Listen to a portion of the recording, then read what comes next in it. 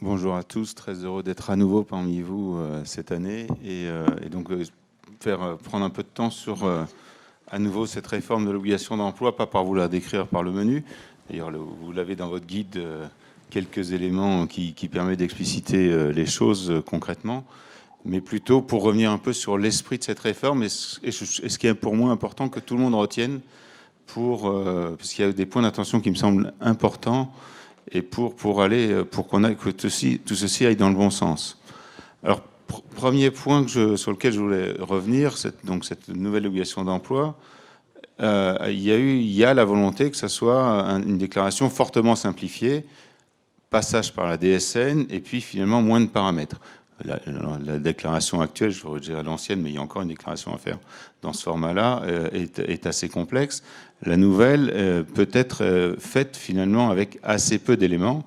Et si vous voulez vous en rendre compte, je vous invite à aller sur le site de l'AGEFIP avec un simulateur proposé aux entreprises, dont une nouvelle version d'ailleurs est en ligne ce jour. Donc c'est presque une nouveauté, avec des éléments d'ailleurs d'explication, finalement pour permettre aux entreprises de savoir se situer par rapport à l'obligation d'emploi. Donc vous verrez en quelques chiffres, quelques données, vous arrivez à remplir votre déclaration finalement et à connaître le montant de votre contribution. Alors une déclaration simplifiée, et en même temps cette déclaration simplifiée qui va passer par une collecte par les URSSAF et la MSA et par la DSN, je pense que c'est important que tout le monde retienne bien que néanmoins le modèle n'est pas modifié. Ça reste un modèle où les fonds vont à l'AGEFIP ou au FIP pour ce qui est de la partie publique, et que du coup on est dans le même modèle d'un fonds mutualisé entre entreprises qui permet d'apporter des services derrière. On voit assez vite, on l'a vu d'ailleurs à travers encore quelques articles de PLF récemment, où on a l'impression que maintenant c'est un impôt finalement. Ça transite par les URSSAF, c'est payé avec les cotisations sociales, c'est déclaré avec les cotisations sociales, et à partir de là, c'est un impôt. Non, il est vraiment important que l'on garde bien le fait que si ça passe par la DSN, ça n'enlève rien à ce que c'est juste une modalité technique nouvelle, simplificatrice pour les entreprises, et ça c'est un élément important, mais pour autant, ça reste une contribution qui va dans un fonds, une contribution volontaire, et ce n'est pas un impôt comme les autres. Je vous le dis pour que vous puissiez bien le rappeler à vos directeurs financiers des entreprises, au cas où ceux-ci aient l'impression que finalement, maintenant, pourquoi finalement, il n'y a plus qu'à payer, quoi. C'est pas l'objectif de cette réforme, et c'est vraiment important de le conserver. Deuxième élément, c'est une déclaration maintenant qui se fait au niveau de l'entreprise et puis au niveau de l'établissement, et c'est aussi un changement important et fort. Alors important parce que davantage d'établissements se retrouvent dans le champ finalement à contribution, puisque les établissements, pour donner quelques exemples, tous les établissements autonomes de moins de 20 d'une entreprise n'étaient pas soumis à l'obligation d'emploi précédemment, ou ne sont pas aujourd'hui soumis à l'obligation d'emploi. Demain, ils le seront à travers le fait que c'est au niveau de l'entreprise que se fait la déclaration et qu'on prend tous les établissements, les autonomes, les non autonomes, et donc on réagrège, et finalement le nombre de salariés concernés à travers l'obligation d'emploi augmente assez fortement et dans le cadre de cette réforme. C'est important à signifier, et d'ailleurs on a aujourd'hui un enjeu aussi de connaissance de finalement quel est le taux d'emploi des entreprises en intégrant tous ces établissements. On ne le connaît pas bien. On ne sait pas s'il est du même niveau, s'il est plus faible, où est-ce qu'il va se situer demain. Et ça sera à travers les premières déclarations qu'on sera capable de le savoir.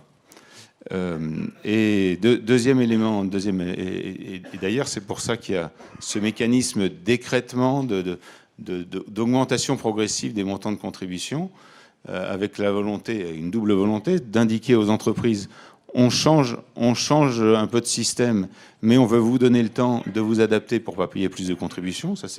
C'est important. Donc on a quelques années en quelque sorte pour réussir ce pari que propose le gouvernement, de ne pas payer plus de contributions, voire moins, et ça suppose une augmentation forte du taux d'emploi. Et puis deuxièmement, justement, parce qu'on réintègre des établissements, ça veut dire que peut-être que certains établissements qui ne se sentaient pas concernés sont plus concernés. Mais en fait, tous les établissements sont concernés, toutes les entreprises sont concernées, parce que ça, c'est aussi une nouveauté vraiment intéressante dans le cadre de cette réforme, c'est que tous les établissements, quelle que soit leur taille, même les moins de 20, devront effectuer une déclaration à travers la DSN du nombre de personnes handicapées employées. Et ça aussi, c'est une nouveauté, puisque jusqu'à présent, finalement, tant que vous n'aviez pas 20 salariés, tant que vous n'étiez pas finalement soumis à l'obligation d'emploi et à une contribution, vous n'aviez pas de déclaration à faire. Maintenant, tous les établissements auront à déclarer. Et c'est donc important que finalement aussi de s'assurer que c'est bien fait. Ça risque de ne pas l'être complètement, et c'est parce qu'il n'y a pas d'impact réel. Finalement, une déclaration de moins de 20 qui, dans sa DSN, ne coche aucune personne handicapée dans son entreprise, personne ne le verra. Il n'y aura pas de difficulté, les URSSAF ne vont pas venir les ennuyer. Seules celles qui ont plus de 20 qui ne déclareront pas de niveau de contribution pourraient être ennuyées s'ils ne déclarent pas les personnes handicapées employées. Mais pour les moins de 20, ça ne se verra pas. Il y a néanmoins une logique de mise en visibilité, puis finalement d'indiquer aux entreprises de moins de 20, finalement, faites tous les ans un bilan d'où vous en êtes. Et c'est ça le sens de la réforme.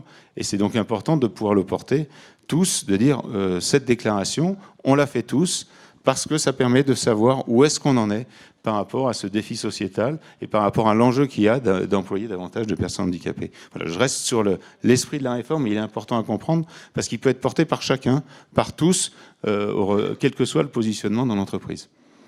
Le troisième élément que je voulais rappeler, c'est que, comme vous le savez, alors le taux d'emploi de demain sera d'ailleurs centré sur l'emploi direct, à travers un taux d'emploi où on ne comptera que les personnes employées directement, mais y compris toutes les formes d'emploi, et ça aussi c'est très important. On n'a plus différentes catégories avec les stagiaires, c'est dans un 2%, mais c'est pas dans le taux d'emploi.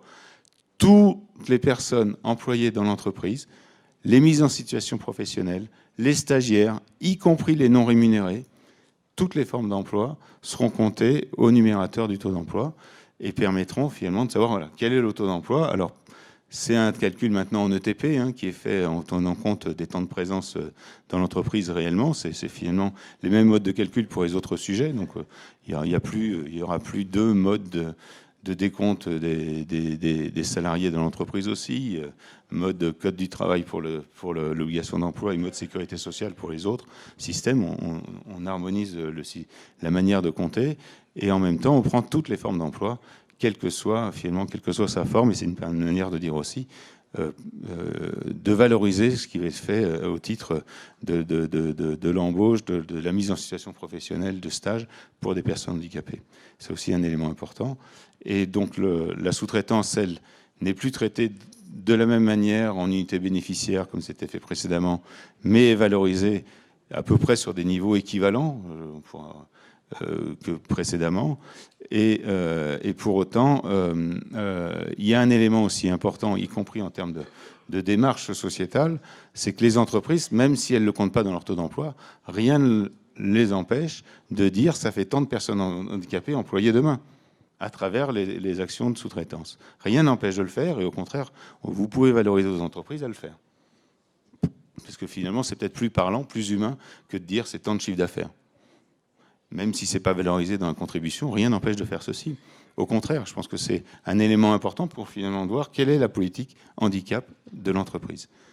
Enfin, les ECAP, les emplois sous conditions d'aptitude particulière, vous savez, sont en révision. De ce que l'on sait, devraient être faiblement révisés. Sur la liste globale, quelques 5 ou 6 devraient être supprimés. Ce n'est pas beaucoup. Néanmoins, la valorisation de ce que l'on comprend devrait être plus faible que précédemment. Donc ça, encore quelques calculs à faire, mais peut-être donne quand même le sens vers lequel on va, qui devrait être à terme, bien évidemment, une suppression totale de ces ECAP, puisqu'il n'y a pas de raison de penser qu'une personne handicapée ne puisse pas employer n'importe quel emploi. Voilà les quelques points forts que je voulais évoquer avec vous. Je vois que mon temps est déjà écoulé, donc je vais certainement me limiter à ça, avec un ou deux éléments quand même complémentaires. Notre enjeu aujourd'hui, c'est de mobiliser toutes les entreprises. Alors, on a quelques éléments là-dedans. L'obligation en elle-même ne suffit pas. C'est pour ça que la GFIP et le FIP déploient beaucoup d'éléments d'information vers les entreprises. Et puis, on a besoin de, finalement aussi, peut-être le point que je n'ai pas évoqué, je vais finir par ça, c'est le volet toujours important des accords au sein des entreprises. On sait à quel point aussi il faut pouvoir mobiliser les collectifs de travail. Si j'évoque rien que déjà le handicap invisible, autour duquel qui peut faire peur, beaucoup de choses de cet élément-là, il est important que tous les collectifs de travail se mobilisent autour de politiques handicap. Et donc, quelque part, l'ensemble du corps de l'entreprise s'y intéresse. C'est vrai que la réforme évoque aussi, intègre aussi le fait que l'accord agréé n'est plus un accord permanent. Il n'est renouvelable qu'une seule fois, 2 fois 3 ans. Ce que cela veut dire, c'est que c'est une étape de parcours dans le cadre de développement d'une politique handicap d'une entreprise, où à un moment donné, on lui donne la possibilité finalement de se mettre davantage en responsabilité en gardant une contribution, mais néanmoins, c'est pas la panacée, et on sait bien pourquoi c'est pas la panacée, pour 2 raisons. D'abord, ça donne l'impression, même parce que c'est possible dans le cadre d'un accord agréé, finalement le référent handicap doit être payé par la contribution. L'objectif, c'est que les 6%, ça soit un minimum et pas un plafond. À partir de là, à un moment donné, les entreprises n'ont plus de contribution, et pour autant, le référent handicap est indispensable. D'ailleurs, la loi pour les plus de 250 l'a institutionnalisé indépendamment du taux d'emploi. Pour autant, donc ça c'est un élément important, le référent handicap est une fonction qui doit être dans l'entreprise et c'est pas à être financé sur un élément de contribution, ça c'est un élément incitatif par ailleurs. Je voulais évoquer ça, c'est très important de le comprendre comme on demande au CFA d'avoir des référents handicap aussi, c'est un élément de l'entreprise. Je vais peut-être m'arrêter là parce que le temps court très très vite et puis j'aurai l'occasion de répondre aux questions après. Merci Monsieur Essartier.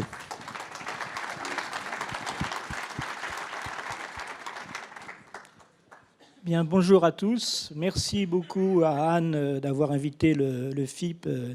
Merci à tous de m'accueillir.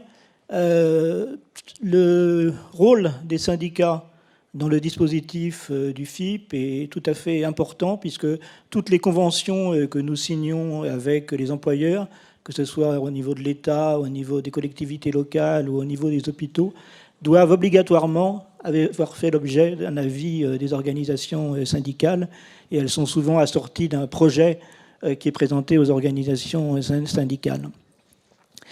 Alors la politique de l'emploi des personnes handicapées dans la fonction publique, elle est assez importante. Elle a été en fait réellement boostée par la loi de 2005.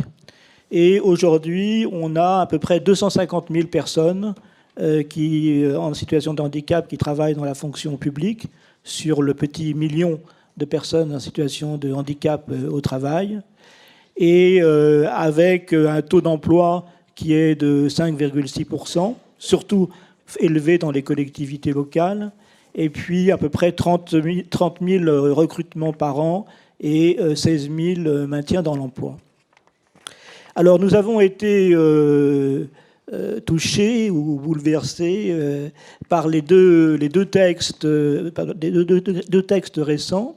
Le premier sur lequel Didier Essartier a pu beaucoup s'exprimer, qui est la loi Avenir professionnel de septembre 2018. Et puis, nous, c'est en plus la loi sur la transformation de la fonction publique, loi donc d'août 2019. Donc ces textes qui s'enchevêtrent, alors c'est un peu compliqué de s'y retrouver, ces textes effectivement apportent pas mal de modifications et beaucoup sont celles que Didier a décrites tout à l'heure. Alors, si on effectivement se situe à un niveau un peu global, la première chose, c'est de dire qu'on a le sentiment que le FIP va pouvoir survivre, puisqu'il avait été assez fortement mis en cause par le rapport de la Cour des comptes, Et on avait pensé à une absorption par Pôle emploi. On avait pensé à une fusion forcée avec la GFIP. Tout ça, finalement, semble avoir un peu reculé dans les esprits ministériels. Et le rôle de chacun des deux fonds et son économie globale semble avoir effectivement été mieux comprise. Ce qui fait que nous, effectivement, on reste sur un certain nombre de principes qui ont été affirmés notamment par les travaux du Comité national. Et je salue le vice-président Jacques Zetoun qui est avec nous. Principe de mutualisation. On retrouve un mot qui a été employé par Didier, c'est-à-dire que les différents employeurs apportent leur contribution et ensuite c'est redistribué pour apporter l'aide. Le fait que le FIP intervient d'abord pour le recrutement de personnes en situation de handicap, qui est un objectif pour nous, notamment d'apprentis, au moment où survient le handicap, et il faut réagir vite pour adapter le poste de travail, et ça renvoie à ce que disait Patrick Goé tout à l'heure. Et puis aussi, et ça c'est un des sujets un peu compliqués, sur la durée. C'est-à-dire qu'effectivement, par exemple, pour les déplacements domicile-travail, nous mettons en place une aide qui peut durer 10 ans si, pendant 10 ans, il faut aider la personne à faire son trajet domicile-travail. Donc ça, c'est un des sujets qui effectivement, peut poser question. Aussi, nous nous appuyons beaucoup sur le référent handicap, qui a été sacralisé, si je puis dire, dans les deux lois, que ce soit la loi générale et la loi fonction publique. Sur la convention, le principe de la convention du FIP a été tout à fait retenu, notamment dans la loi sur la fonction publique et grâce au rapport qui a été fait par le Sénat, la commission des lois, avec Mme Di Folco et M. Marie, et sous l'égide de Philippe Bas. Et puis le fait d'être présent au niveau régional. Et c'est aussi un des sujets de discussion avec la GFIP. On a tous les deux, je pense, cette volonté d'être davantage présent au niveau régional. Alors le FIP a bénéficié aussi, puisque sa situation économique est mauvaise, puisque au fur et à mesure que le taux d'emploi augmente, les ressources du FIP diminuent. Donc on scie la branche sur laquelle nous sommes assis. Et on est déjà arrivé à un niveau très faible. On est passé de 220 millions d'euros de recettes à peu près 110 millions de recettes aujourd'hui. Et donc, les réformes ont apporté la contribution de l'éducation nationale à hauteur de 12 millions. Alors, en principe, l'éducation nationale nous devrait à peu près 150 millions d'euros par an. Elle a une déduction qui est possible des dépenses des auxiliaires de vie, des AVS, et donc 15 millions la première année, 30 millions la deuxième année. Mais on ne sait pas effectivement qu'est-ce qui se passera après. Et le Sénat a proposé que le FIP, et d'ailleurs aussi la GFIP, puisque c'est plutôt une question de modèle systémique, puisse avoir comme ressource une contribution sur la masse salariale, de manière à pouvoir être pérenne, même quand on a atteint le taux de 6%, et à bien montrer effectivement cette importance du maintien dans l'emploi. Alors, une autre chose qui est un peu spécifique et qui a été soulignée dans la loi sur la fonction publique, c'est la possibilité pour les apprentis d'être titularisés immédiatement à la fin de leur stage d'apprentissage. Donc avant, ils devaient être apprentis, ensuite 1 an de stage, et ensuite titularisation. Là, on passe directement de la case apprentissage à la case titularisation, avec évidemment des règles, des commissions, etc. Mais ça nous a paru une avancée très grande, et c'est un caractère expérimental. Dans les choses aussi assez nouvelles, il y a, je ne sais plus si Sidi en a parlé, c'est le portage, c'est-à-dire la possibilité pour une personne en situation de handicap qui a un dispositif, qui bénéficie d'un dispositif, par exemple d'écran spécial pour une personne malvoyante, de l'emporter d'une entreprise A, enfin plutôt d'un service de la fonction publique A à un service B. et donc de ne pas avoir, en prenant cette fonction, à attendre l'arrivée d'un nouveau matériel, alors même que l'ancien matériel, souvent, va être mis dans un placard et que personne ne va l'utiliser. Donc c'est une disposition qui nous paraît de bon sens. Alors, dans les derniers éléments d'actualité que je voulais citer, donc hier, nous avons assisté avec Didier au comité de suivi des réformes qui a été mise en place par les trois ministres, Madame Pénicaud, Madame Cluzel et Monsieur Dussopt, donc travail, handicap et fonction publique. Donc on voit une volonté maintenant, et ça me paraît très important, d'implémenter les réformes. Alors on a eu toute une bordée de rapports, je dirais, technocratiques, de rapports parlementaires, d'études, nombreux rapports de l'IGAS. Maintenant, avec tout ce travail, il faut effectivement passer à l'action, et ce comité de suivi paraît la bonne occasion pour le faire. Il a été salué. Et puis, effectivement, puisqu'on est dans la semaine de l'emploi des personnes handicapées, trois thèmes là sur lesquels nous souhaitons avancer. Le thème de l'apprentissage. Le nombre d'apprentis en situation de handicap est encore très faible, même si c'est un peu meilleur dans la fonction publique, on a des marges de progrès. Tout ce qui concerne les handicaps invisibles, et moi j'appelle ça plutôt les angles morts de la politique handicap, parce que finalement on ne voit pas très bien ce qu'on peut faire pour les personnes atteintes de troubles du spectre autistique, pour le handicap psy. Voilà, on reste assez démunis honnêtement par rapport à ça. Et voilà, on peut en parler encore avec Anne au déjeuner d'un cas effectivement pas très lourd, mais qu'il devenait parce que l'administration s'y prenait mal. Et puis, comme le disait Patrick Gouet, les femmes, puisque effectivement il y a un sujet assez grave sur les personnes en situation les femmes en situation de handicap qui sont victimes d'une sorte de double peine. Voilà ce que je voulais vous dire en complément sur ce sujet. Et puis donc, je suis à votre disposition pour répondre aux questions. Merci, Monsieur Desjardins. J'ai une question d'ordre général, et je pense que c'est plutôt pour vous, Monsieur Desjardins. Je vous laisse le temps de reprendre votre souffle. Les collectivités locales, par exemple les mairies, départements, régions, etc., sont-elles concernées par l'obligation d'emploi des travailleurs handicapés? Et de quelle façon? Alors la réponse est oui, puisque la loi de 2005 a prévu que l'ensemble de la fonction publique était concerné par l'obligation d'emploi. Et je dirais que cette disposition, alors je ne sais pas très bien pourquoi d'ailleurs, enfin selon quel régime, donc elle a prévalu sur la libre administration des collectivités locales. En tout cas, effectivement, il y a une obligation claire de ces collectivités. Donc nous travaillons avec les régions, avec les départements, avec les communes et les métropoles ou les collectivités l'établissement public qui fédère des communes. Et puis nous travaillons aussi avec les centres départementaux de gestion, c'est très important, qui permettent d'aider les petites collectivités locales à avoir une politique handicap.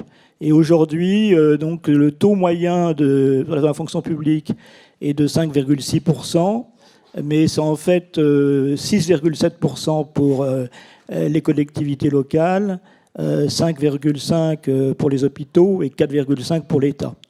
Voilà, donc nous, les collectivités sont vraiment... alors, pourquoi? Parce que je pense qu'elles ont plus de liberté aussi de recrutement. C'est plus facile pour une collectivité locale de recruter. Il peut y avoir aussi des systèmes qu'on pourrait qualifier de clientélisme, mais on peut les voir aussi plus positivement, où dans telle région...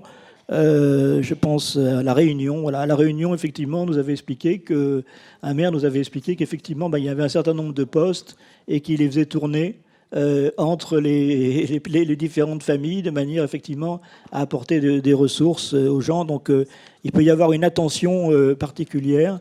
dans certains cas. On a des taux qui sont relativement voisins quand même au niveau des collectivités locales, mais de métropole. Et en revanche, dans les collectivités outre-mer, c'est assez différent. On a encore des phénomènes tels que ceux qui ont été décrits par le premier intervenant avant le film de Patrick Goé. Merci. Alors, j'ai plusieurs autres questions. Alors, j'ai pas plus de précision que ça, mais peut-être que ça va vous parler. On demande une définition de la DSN. Et une autre question qui serait, n'y aurait-il pas la possibilité de signer des accords handicap avec des groupements d'entreprises tels que des syndicats locaux de bouchers ou de boulangers? Je pense qu'on comprend bien l'idée, c'est pour les petites entreprises. J'ai déjà posé cette question-là, et puis j'en ai deux autres qui concernent surtout les DOM ensuite. DSN, ça veut dire déclaration sociale nominative.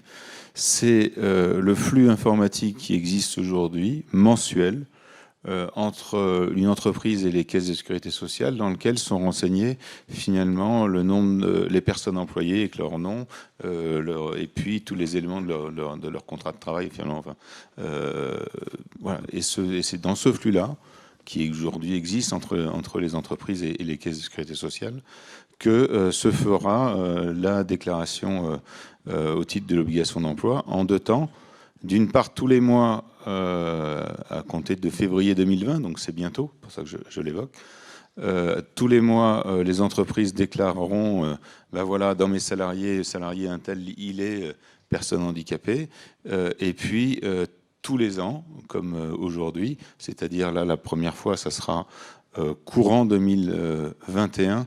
Alors je donne pas de date puisqu'il y a des débats en ce moment. Est-ce que les URSSAF seront prêtes à telle ou telle date, mais dans lequel à ce moment-là, ça devrait être plutôt février, mars ou avril. On va bien voir exactement à quelle date se fera la première déclaration, dans lequel seront déclarés les autres éléments de l'obligation d'emploi, justement le recours à la sous-traitance, en indiquant, ben voilà, j'ai eu tant de recours à la sous-traitance, en indiquant aussi le recours à l'intérim, puisque le recours à l'intérim n'est pas le flux classique, et ça permettra de le faire en début d'année suivante, notamment voilà les 2 gros éléments qui seront déclarés au début de l'année suivante. Sur la deuxième question, Est-ce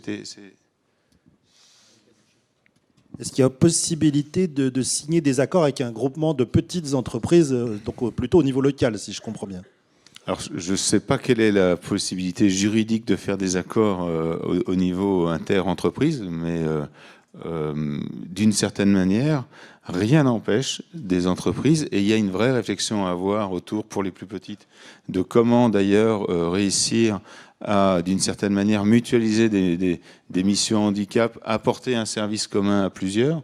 Rien n'empêche, comme d'ailleurs on peut le trouver dans d'autres endroits, puisque je vais faire référence à Rungis, avec lequel nous travaillons, où il y a des centaines d'entreprises, et c'est un grand nombre, et où vous avez finalement, je vais prendre l'ancienne terminologie, un CHSCT regroupé. Eh bien, c'est dans ce cadre-là que se développe une politique handicap. Rien n'empêche de le faire à un niveau local, finalement, que des entreprises se regroupent pour pouvoir développer une réflexion, si elles le souhaitent, autour d'une politique handicap. Alors, une question. Alors, c'est deux questions qui sont ultramarines. Hein. Je pense que ça concerne plus cette dimension-là. Comment le FIP peut-il vérifier les bilans des RH sur la politique handicap? Il semblerait qu'il n'y ait aucun contrôle qui ne soit effectué alors qu'il y a des aides allouées. Alors, nous avons une politique de contrôle des déclarations. Donc, nous avons chaque année 2 échantillons, un échantillon aléatoire et un échantillon en fonction des collectivités, hôpitaux, etc., pour lesquels on présume qu'il y a un risque d'erreur dans la déclaration ou de fraude, si vous préférez. Et donc, il n'y a pas de régime particulier sur l'outre-mer. Ce qu'on constate malheureusement, c'est qu'il y a qu'il y a notamment en Guadeloupe, qu'il y a beaucoup de retard dans les paiements des déclarations. Et donc là, nous contrôlons, nous dialoguons avec les collectivités qui peuvent être quelquefois dans des états financiers extrêmement mauvais. Et donc, nous essayons de trouver des échéanciers pour qu'elles payent sur la durée leur retard de paiement. Ça peut être le cas aussi, je crois, sur la Guadeloupe au niveau de l'hôpital, qui a subi un incendie et qui a été profondément effectivement touché. Voilà, donc c'est un travail effectivement un peu compliqué et qui est frustrant pour nous parce que tant qu'une collectivité n'a pas remis dans le paiement de ces contributions, on ne peut pas passer de convention.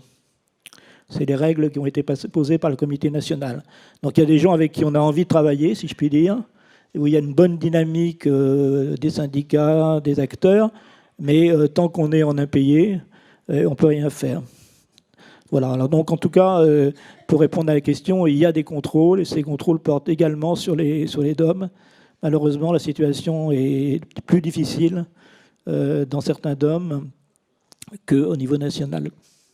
Merci. Alors une autre question ultramarine, c'est à propos de l'obligation d'emploi, l'obligation légale. Manifestement, là, comme peut-être ailleurs, les entreprises peuvent faire payer des amendes plutôt que d'embaucher. Et comment on peut faire pour les inciter? Quelle solution on aurait pour les inciter à embaucher? Sans chercher l'exhaustivité. Hein. Alors, je ne sais pas s'il faut mettre l'élément particulier sur l'outre-mer ou globalement sur la question, finalement, est-ce qu'il y a d'autres... Comment poursuivre l'engagement des employeurs, je vais le dire comme ça, de manière générale. Alors, c'est sûr que l'obligation d'emploi telle qu'elle existe a vocation à être un élément incitatif, mais ce n'est pas le seul, et en plus, on sait que ça ne doit pas être le seul, et on sait aussi à quel point le taux d'emploi ne reflète pas nécessairement l'engagement réel de l'employeur en matière de démarche handicap, pour des tas de raisons qui peuvent s'expliquer par finalement l'usure professionnelle. Ça aussi engendre un certain nombre de handicaps qui peuvent du coup se retrouver en entreprise et qui ne sont pas nécessairement le reflet d'une politique handicap ambitieuse à un moment donné. C'est pour ça qu'il y a des réflexions. Il y a d'ailleurs un élément dans la loi PAC qui parle de label et des réflexions qui sont en cours. Alors, on ne va pas utiliser le mot label exprès parce que ça peut être dans l'imaginaire collectif quelque chose de très compliqué. Et l'objectif, c'est pas de fabriquer quelque chose de compliqué, mais plutôt de trouver les manières de valoriser l'engagement des employeurs à travers la dynamique d'engagement. Alors, on en a créé une à la GFIP, ça s'appelle Activateur de progrès, où chaque entreprise peut mettre en avant le fait qu'elle s'est engagée dans un dispositif d'emploi de personnes handicapées.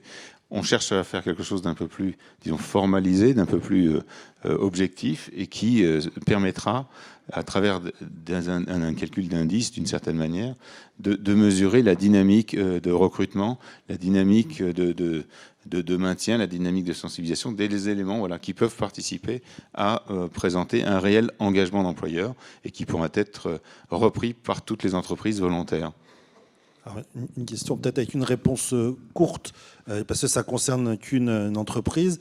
L'accord handicap de GRDF est prorogé jusqu'à mars 2020. Pourra-t-on renégocier cet accord?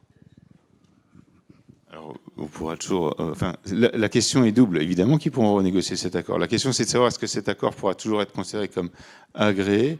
Ce que dit, il pourra être considéré comme agréé, mais comme il sera... on ne peut renouveler un accord agréé que s'il a été reconduit avant la fin de cette année. Enfin, exécuté avant la fin de cette année. Démarré avant la fin de cette année. C'est-à-dire que à ce moment-là, il n'y aura plus qu'une période de 3 ans possible si ça démarre en mars, si je ne me trompe pas. Merci. Et enfin, peut-être une question pour M. Desjardins. Est-ce que la possibilité de saisine a évolué? Est-ce qu'un agent en situation de handicap peut saisir directement le FIP ou est-ce qu'il doit obligatoirement passer par la DRH qui, quelquefois, est un blocage? Alors, d'une manière générale, il passe effectivement par la DRH.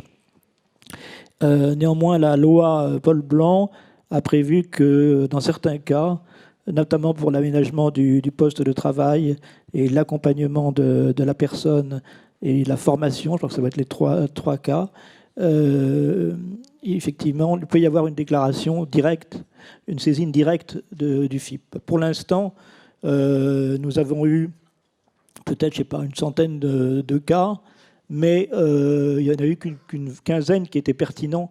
Les autres étaient justement sur des sujets sur lesquels la saisine n'était pas prévue. Donc pour l'instant, le mécanisme n'a pas très bien fonctionné. Et puis ensuite, on a un deuxième sujet, c'est une fois qu'on a cette saisine sur un bon sujet, donc sur lequel on est dans le cadre de fixé par la loi, comment discuter avec l'employeur au profit de la personne sans sortir de notre rôle. Voilà, c'est un peu délicat, effectivement. Donc moi, j'ai encouragé mes services à discuter avec l'employeur pour que la personne puisse finalement y trouver son compte, que ça avait un effet levier. Mais dans certains cas, on se retrouve en contradiction et la personne peut nous dire « Oui, mais là, vous avez demandé des choses, mais moi, c'était pas ça vraiment que je voulais, ou vous n'auriez pas dû le demander comme ça, etc. » Donc c'est un sujet qui est encore un peu en suspens.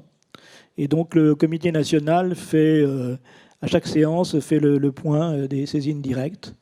Et pour l'instant, on constate que ce n'est pas un mécanisme qui s'est diffusé comme on le souhaitait.